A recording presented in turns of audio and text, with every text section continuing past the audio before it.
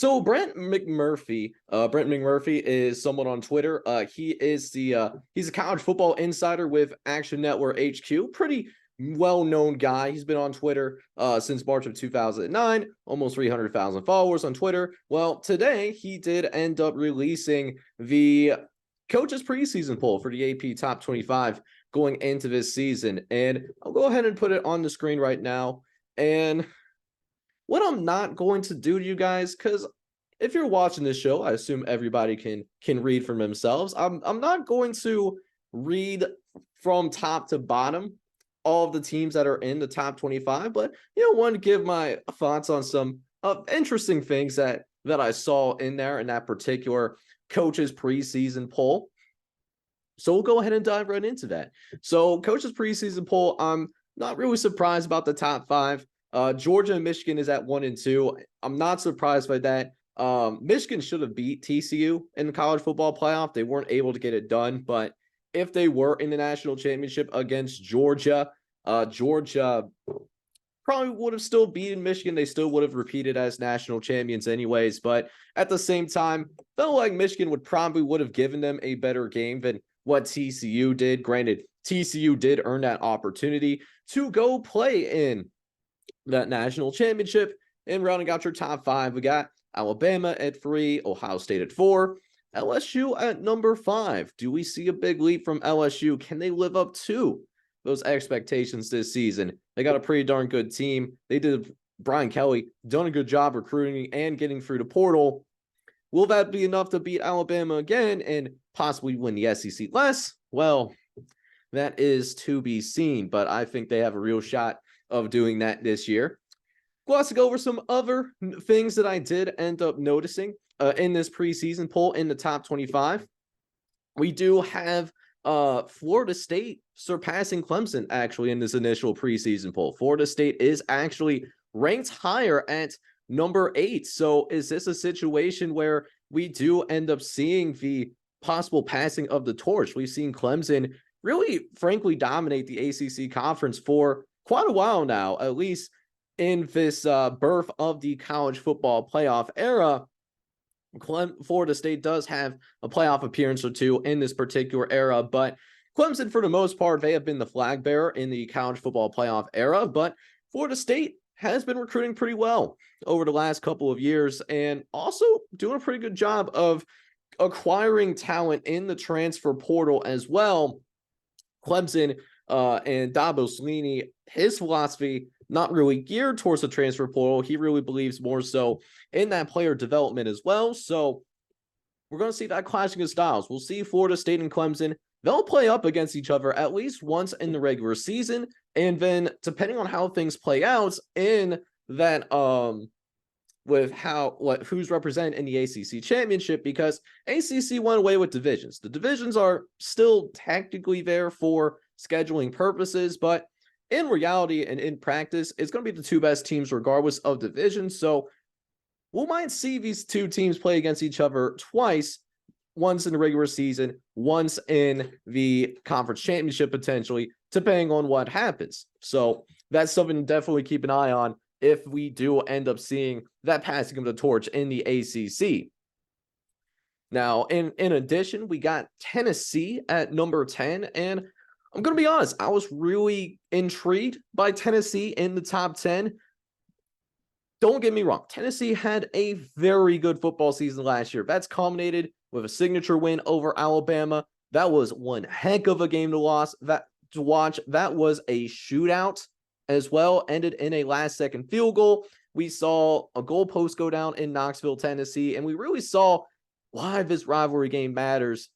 Because for a long time, Alabama did dominate Tennessee in the third Saturday in October, but Tennessee got one, and we saw the emotion in the aftermath of that game. But Tennessee, they got some questions, man. Tennessee lost some talent, particularly on the offensive side of the football. Hendon Hooker, he's now quarterback for the Lions, could be backing up Jared Goff whenever he gets back from injury. And then Jalen Hyatt, wide receiver, heck of a speed burner, top receiver for the Tennessee Volunteers last season. He's now with the Giants, I'm pretty sure. So some talent to replace on the offensive side of football for sure. And defensively, that defense was suspect. I mean, this was a team that did give up 60 points, South Carolina, towards the end of the regular season. And that's an issue. That is certainly an issue because in 2022, yes, South Carolina did have a great finish to the regular season and had a very competitive bowl game against Notre Dame. Wouldn't call them an offensive juggernaut, though. I think most of us would agree on that. So Tennessee's defense needs to step up and be a little bit better. Another big question, though, is Joe Milton. I believe he's the favorite if he hasn't already been named starting quarterback for Tennessee.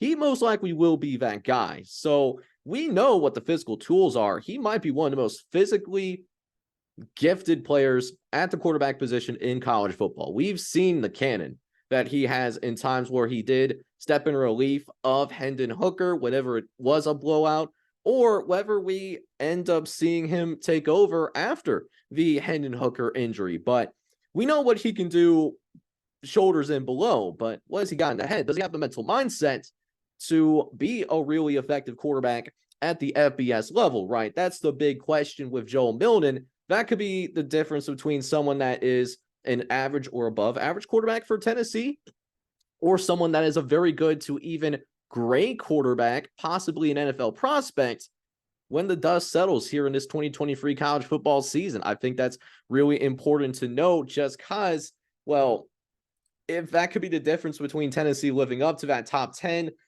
status that they have in this preseason poll, or we possibly could see them fall short of those expectations, right? So not sure if I would put Tennessee in the top 10 necessarily. I would probably put them down in 13 if you really want me to critique this preseason poll. But that's the thing with preseason polls. We don't really know what to expect over the next 3 to 4 months of this college football season. I do think Washington is a team to certainly watch out for. I think personally they are a dark horse that goes to the college football playoff this year because this was a team that went 11-2 last year. This was a very good football team, right? And that was a team that did not have any NFL players drafted. So they might have at least one player drafted in Michael Penix Jr., and they'll have that core back. So watch out for Washington. I think they can really surprise some people this year. Texas, there's always a lot of hype around Texas. I think they're better than Tennessee right now. And the same could go for Notre Dame as well. Notre Dame, they got themselves a quarterback in Sam Hartman. If that works out, they can definitely scare some people. And with the strength of schedule that Notre Dame has, because I'll tell you what, guys, Notre Dame's got a tough strength of schedule. They could, if they go 11-1 with that schedule, they should certainly be in that conversation to make the college football playoff. I really do believe that, even though they don't play in a conference championship game. So I know a lot of times independent schools can fall by the wayside. Looking at some other teams to possibly watch out for, we got TCU at 16. TCU made it to the college football playoff last year, did lose a lot of production. So there's going to be some guys that were backups last year. Several backups will need to step up in order for TCU to prove that they are still a top 25 team. But I do think TCU will take a step back in that regard. So I'm not sure if they're actually enough a top 25 team or not. Kansas State, your defending Big 12 champions. Kansas State, very well-run program. They have a pretty good culture. We'll see if Kansas State can make another run at the Big 12 championship. They're always one of those teams that, you have to watch out for. They can always pull an upset or two at any given year. Oregon State, another team to watch out for in the Pac-12 as well. That was a team that also won 10 games last year. So they won double-digit games. And they did this in spite of the fact that they were in the bottom 30 of passing yards last season. So their passing game was not very effective last year. They're actually 105th last year in terms of yards per game through the air. And now they got DJ Uguawie, DJU for short. So Oregon State, I think they're going to be an interesting team. I think they got a good cast of guys as well. So, watch out for Oregon State in the last year. They're of the Pac-12's existence. We'll get into that later. North Carolina at number 20. North Carolina is ranked at the top 25. They nearly won double-digit games themselves, but the big thing with North Carolina, okay, it really comes down to this. Are we going to see first half North Carolina or second half North Carolina? Because North Carolina did end the year on a pretty considerable skid. They lost, it was like 4 of their last 5 or 5 of their last 6. It was really not pretty for North Carolina Tar Heels. So they got to prove that they can get back the form because they did not take any momentum into the next season, right? So there's that. Other two things that I noticed. Only one group of 5 team in this preseason poll. That's Tulane at 23. I think Tulane could possibly take a step back because it's just hard to build a consistent great product at the group of 5 level. Even some Power 5 teams have a hard time reloading. That's just the nature of collegiate athletics. You're always losing at least 20% of your roster. And I'm guessing in modern times, with the transfer portal and NIL as well, it's probably closer to a third of your roster every year on average. So Tulane's at 23, but I think in this preseason poll, they should have been a little bit higher, in my opinion. I mean, this was a team that did beat USC in the Cotton Bowl. I think they should have gotten some more respect than that. I think there's some other teams in the group of 5 that should gotten in as well.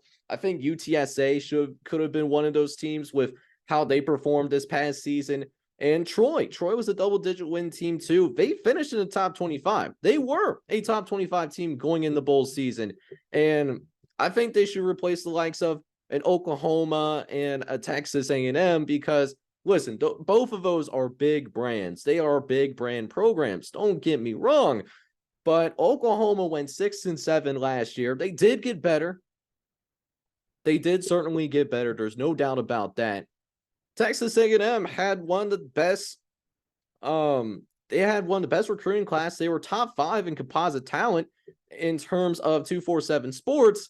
Went 5-7. So big range of outcomes for Texas A&M. But in my mind, I think they need to prove it before they actually are a top 25 team. But that's the beauty of college football. They have the opportunity to really prove me wrong. We'll see if Oklahoma and Texas A&M can do that.